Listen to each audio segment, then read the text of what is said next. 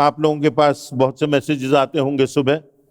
कल मेरी पत्नी की तरफ से मुझे मैसेज मिला और उसमें लिखा था, today I choose faith, hope, love and Joy. आज की दिनचर्या में मैं चयन करती हूं कि विश्वास, आशा, प्रेम और आनंद। दाऊद के जीवन में बहुत सी बातों को हम देखते हैं उतार चढ़ाव को, हम देखते हैं परमेश्वर के लिए किए हुए योजना पूरा करने के लिए उसके कार्यों को और उसकी कमजोरियों को, उसके पापों को, उसके पश्चाताप को, उसके आंसुओं को हम देखते हैं। और भजन संहिता उसका 98वां अध्याय, चैप्टर 98 वर्सेस 1 through 9, पहली से 9वीं आयत में कुछ लिखा है। और यह उस समय लिखा है जबकि वो घिरा हुआ था, सेनाओं का भय था, उसके हृदय में संभवतः निराशा होगी, उसके साथ बहुत सी विषमताएं होंगी, पर वो लिखता है यहोवा के लिए एक नया गीत गाओ, क्योंकि उसने आश्चर्य कर्म किए हैं। उसके दाहिने हाथ और उसके पवित्र भुजा ने उसके लिए उद्धार किया है। यहोवा ने अपना किया हुआ उद्धार प्रकाशित किया है। उसने अन्य जातियों की दृष्टि में अपना धर्म प्रकट किया है। उसने इस्राएल के घराने की अपनी करुणा और सच्चाई से सुधि ली है और पृथ्वी के दूर दूर देशों ने हमारे परमेश्वर का किए हुए उद्धार को देखा है। हे सारी पृथ्वी के लोगों, यहोवा का जय जयकार करो, उत्साह पूर्वक जय जयकार करो और भजन गाओ। वीणा बजाकर यहोवा का भजन गाओ, वीणा बजाकर यहोवा का स्वर सुनाओ। तुरहियों और नरसिंगे फूंक फूंक कर यहोवा राजा का जय जयकार करो। समुद्र और उसमें की सब वस्तुएं गरज उठें, जगत और उसके निवासी महाशब्द करें। नदियां तालियां बजाएं, पहाड़ मिलकर जय जयकार करें। यह यहोवा के सामने हो, क्योंकि वह पृथ्वी का न्याय करने को आने वाला है। वह धर्म से जगत का और सिधाई से देश देश के लोगों का न्याय करेगा। नहमीया की पुस्तक उसका 8वां अध्याय और उसकी 10वीं आयत में वो लिखा हुआ है जिसको हम बार बार गाते हैं, the joy of the Lord is my strength. परमेश्वर का बल हमारी सामर्थ है। जहां पर नहमीया अपने 8वें अध्याय के 10वीं आयत के दूसरे भाग में लिखता है, और उदास मत रहो क्योंकि यहोवा का आनंद तुम्हारा दृढ़ गढ़ है। दूसरे जो वर्जन से उनमें लिखा हुआ है, यहोवा का जो आनंद है वो हमारा बल है। आनंद में और खुशी में अंतर होता है। खुशी तो होती रहती, कभी हम बहुत खुश हो जाते हैं, कभी हम उदास हो जाते हैं। ये बातें जो खुशी है ये परिस्थितियों पर निर्भर करती है। हमको अच्छी अनुभूति हुई, हम स्वस्थ हुए, हमको एक आत्मबल मिला, हम खुश हैं, आज हमने कुछ अकॉम्प्लिश किया, आज हमारा कार्य सफल रहा, आज हमारा प्रयास अच्छा रहा, हमारे हृदय में खुशी होती है। परिस्थितियों पर निर्भर होती है खुशी। पर जो जॉय है, जो आनंद है, ये हमारे कन्विक्शंस पर निर्भर होता है। ये हमारे विश्वास पर, ये हमारी आस्था पर निर्भर होता है। ये परमेश्वर की उपस्थिति हमारे जीवन में पाई जाती है। हम यहोवा के वचन में बने हुए हैं। हमारे हृदय में परमेश्वर के प्रति धन्यवाद है, हर बात में धन्यवाद है, चाहे कैसी भी परिस्थिति आए। इस धन्यवाद की भावना से हमारे हृदय में ये बल बना रहता है, ये सामर्थ्य बनी रहती है, और हम भी कह सकते हैं कि यहोवा का आनंद मेरा बल है, यहोवा का आनंद हमारी सामर्थ है। The joy of the Lord is my strength. ये बाहर की घटनाओं पर हमारे साथ क्या चल रहा है, लोग हमारे लिए क्या कह रहे हैं, कौन सा षड्यंत्र रचा जा रहा है, कोई हमारी आलोचना कर रहा है, कोई हमारे चरित्र पर कीचड़ उछाल रहा, इन सब बातों से ये जो उद्धार का आनंद है, ये परमेश्वर का आनंद है, ये अनंत जीवन की निश्चितता का आनंद है, ये धन्यवाद से भरे हुए हृदय का आनंद है, ये बदलता नहीं, परंतु ये बात हमारे निर्णय पर आधारित करती है कि क्या हमने निर्णय किया है कि हम परमेश्वर के इस आनंद को, आज इस आनंद को बनाए रखेंगे। ये परमेश्वर का आनंद, ये परमेश्वर पर आशा, ये परमेश्वर की ओर निगाहें आज हमारी लगी रहेंगी, और इनसे जीवन में कुछ भी परिस्थितियां आए, हमारे जीवन में कोई परिवर्तन नहीं आने वाला। प्रेरितों के काम नामक पुस्तक, उसका 10वां अध्याय, उसकी आयतों को अगर आप देखेंगे, मैं संपूर्ण संदर्भ को नहीं पढ़ूंगा, परंतु पौलुस और सीलास हैं, उनको कैद खाने में डाल दिया गया है, मारा पीटा भी गया है, और तब वहां पर वो रात के समय गीत गा रहे हैं, आराधना कर रहे हैं, गवाही दे रहे हैं, और जेलर परेशान है। ऐसा तो जिंदगी में देखा ही नहीं कि ये जेल में है, ये कैद खाने में है, इन पर आरोप लगाए गए हैं, और वहां आकर ये खुशी से भरे हुए गीत गा रहे हैं और परमेश्वर की आराधना कर रहे हैं। ये कैसे लोग हैं? क्योंकि उनके हृदय में वो उद्धार का आनंद था। और हमारे लिए जो बात है ये कि हम जीवन में सतर्क रहें कि उद्धार के आनंद को हम खो ना दें। जो परमेश्वर ने हमको दिया है, अनंत काल के लिए दिया है, उसको हम संसार की बातों से, शैतान की ताकतों से, नकारात्मक लोगों से खो ना दें। वो परमेश्वर का आनंद हमारा बल है, और जब ये परमेश्वर का आनंद हमारे हृदय में होगा तो इस संसार से हम गुजर सकेंगे, इस संसार से हम आगे बढ़ सकेंगे। याकूब की पुस्तक, उसका पहला अध्याय और उसकी दूसरी और तीसरी आयतों को यदि आप देखेंगे, याकूब 1, 2 और 3, वहां लिखा है, हे मेरे भाइयों, जब तुम नाना प्रकार की परीक्षाओं में पढ़ो तो इसे पूरे आनंद की बात समझो, यह जानकर कि तुम्हारे विश्वास के परखे जाने से धीरज उत्पन्न होगा। और आगे देखिए, धीरज को अपना काम करने दो कि तुम सिद्ध होते जाओ और तुम में किसी बात की घटी ना हो। जब तुम विभिन्न प्रकार की परीक्षाओं से गुजरो तो इसे आनंद की बात समझो। ईश्वर तुम्हारी जिंदगी में कुछ कर रहा है। उसी प्रकार आप देख लीजिए, आपका परिचित संदर्भ है पहाड़ी उपदेश, मत्ती 5 उसकी 11वीं और 12वीं आयत, जहां लिखा है, धन्य हो तुम, धन्य हो तुम। धन्य का अगर आप ओरिजिनल भाषा में, ग्रीक भाषा में अगर शब्द देखिए तो आनंद, आनंद है वो। धन्य हो, आनंदित हो तुम, धन्य हो तुम जब मनुष्य मेरे कारण तुम्हारी निंदा करे, सताए और झूठ बोल बोलकर तुम्हारे विरोध में सब प्रकार की बुरी बातें कहे। आनंदित और मगन होना, आनंदित और मगन होना बड़ा मुश्किल है कि जब लोग झूठ बोल बोलकर हमारे विरोध में बुरी बातें कह रहे हैं, हम पर आरोप लगा रहे हैं, हम कैद खाने में पड़े हुए हैं, हमारा सब कुछ टूट गया है, हम निराश हैं। लिखा हुआ आनंदित और मगन होना, क्योंकि तुम्हारे लिए स्वर्ग में बड़ा फल है, क्योंकि उन्होंने उन भविष्यवक्ताओं को जो तुमसे पहले थे इसी रीति से सताया था। तुम तो भविष्यवक्ताओं की श्रेणी में आ गए, तुम तो भविष्यवक्ताओं की श्रेणी में आ गए, और तुम्हारे लिए स्वर्ग में बड़ा फल है। इसलिए आनंदित होना एक विश्वासी की जो प्रतिक्रिया है, वो दुखी मन होके, निराश होके, डिप्रेस होके नहीं, तुम आनंदित होना। क्यों? क्योंकि परमेश्वर की दृष्टि में तुम भविष्यवक्ताओं की श्रेणी में आ गए और तुम्हारे लिए स्वर्ग में बड़ा फल है। गलतियों 5:22 जानते हैं बचपन से। आत्मा का फल अगर आत्मा है तो हम जानते हैं प्रेम, और दूसरा है आनंद। या ये आत्मा का फल है। हम जानते हैं जब हम विश्वास करते हैं, प्रभु यीशु मसीह के नाम से बपतिस्मा लेते हैं, तो हमको पवित्र आत्मा का दान प्राप्त होता है। और जब वो दान हमारे हृदय में है तो हमारे भीतर में प्रेम, आनंद, मेल, धीरज, कृपा, भलाई, विश्वास, नम्रता, संयम, ये सारी बातें रहेंगी। ये आत्मा का फल है कि हम में वो आनंद बना रहे। The joy of the Lord is my strength. Dawood के खिलाफ थे लोग, दाऊद के सामने सेना थी, दाऊद निराश हो चुका था, दाऊद हताश हो चुका था, परंतु उससे उसको कोई अंतर नहीं पड़ता। और हम देखते हैं कि भजन संहिता में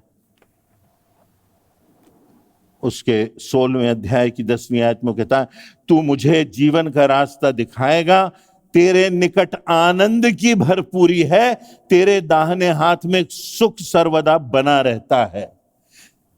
तेरे निकट आनंद की भरपूरी है।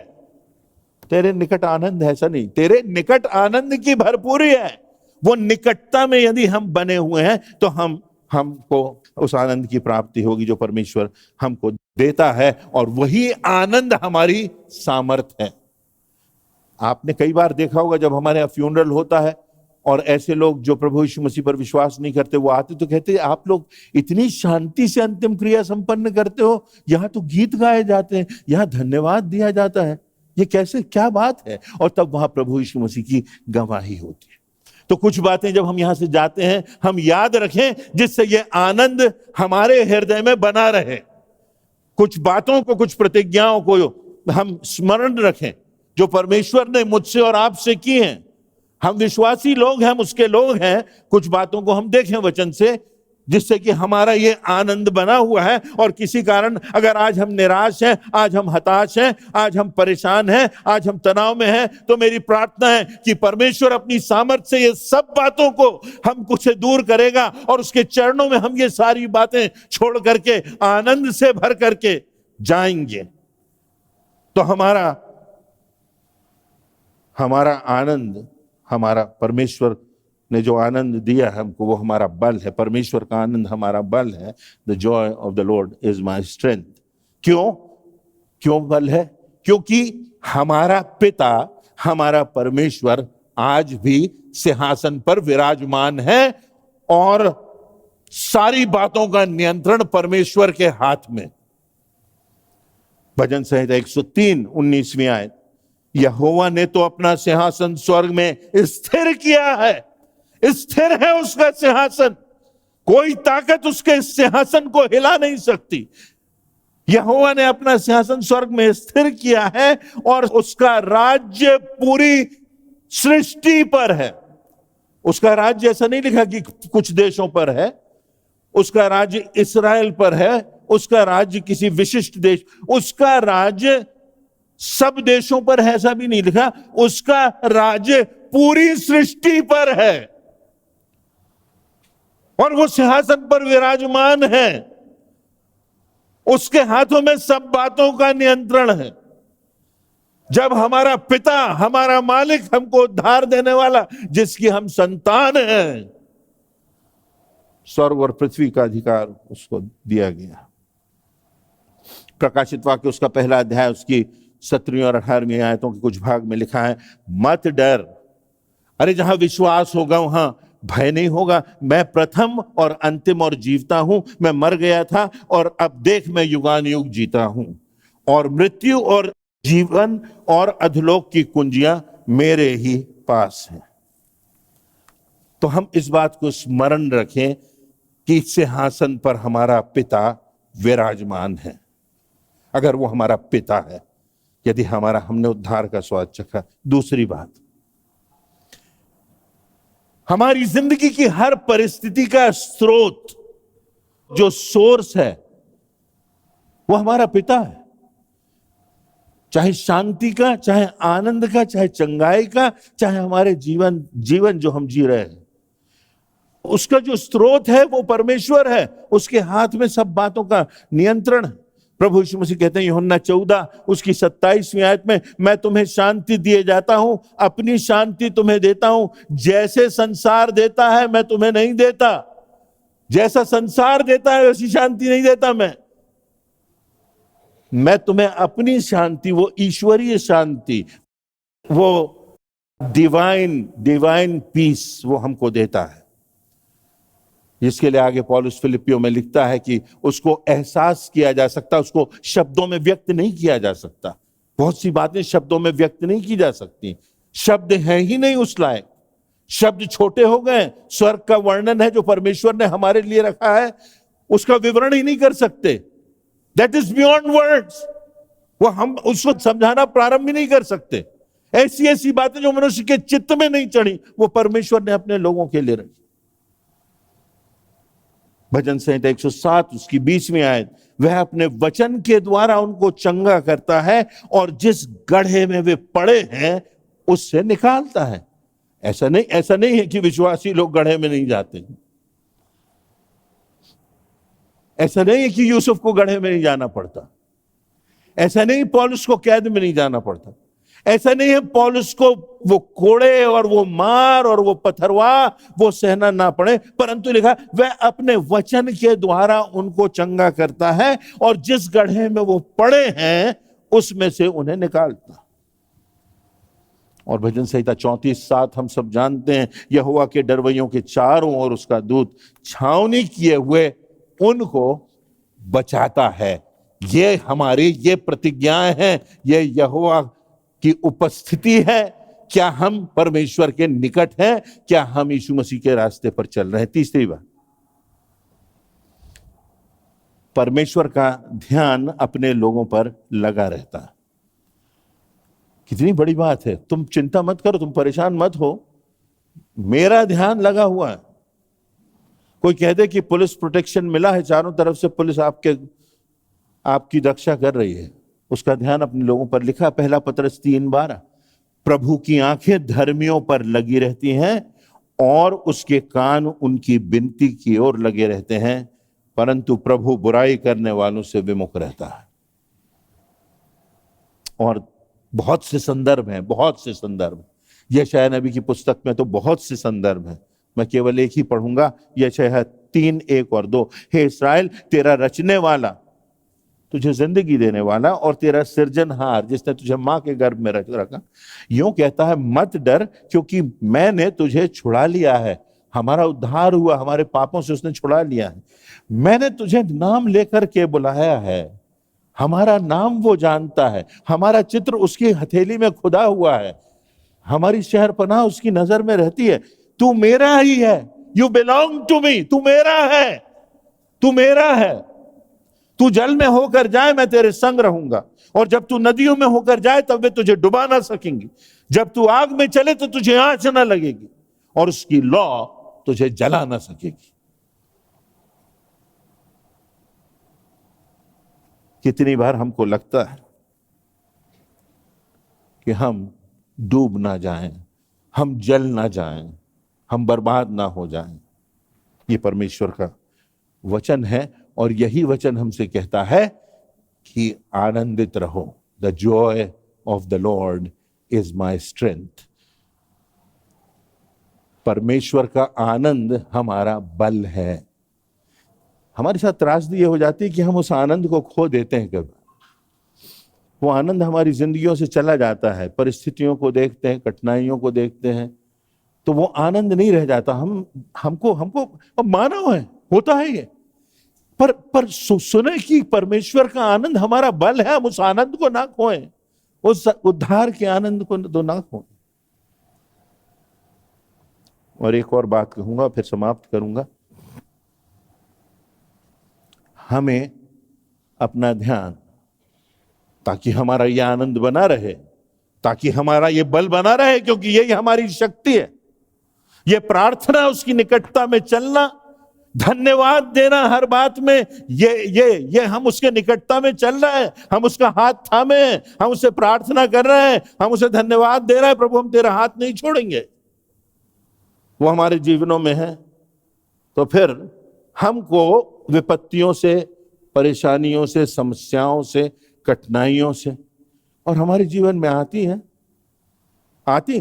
परिवार में आती हैं, बहुत सी बातें हैं जो हम कह नहीं सकते, सबके जीवन में आती। कोई ऐसा नहीं है, और कोई विश्वासी ऐसा नहीं है जिस पर शैतान का प्रहार ना हो।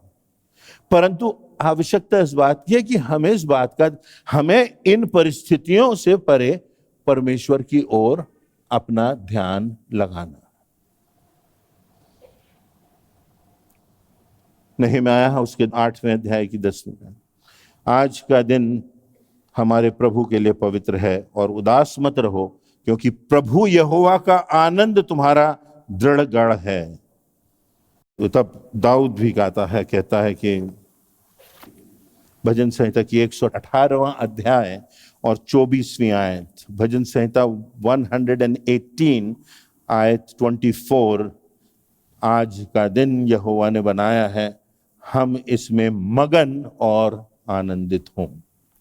यह आदेश है, आज का दिन यहोवा ने बनाया, हम इसमें आनंदित हों, हम इसमें मगन हों।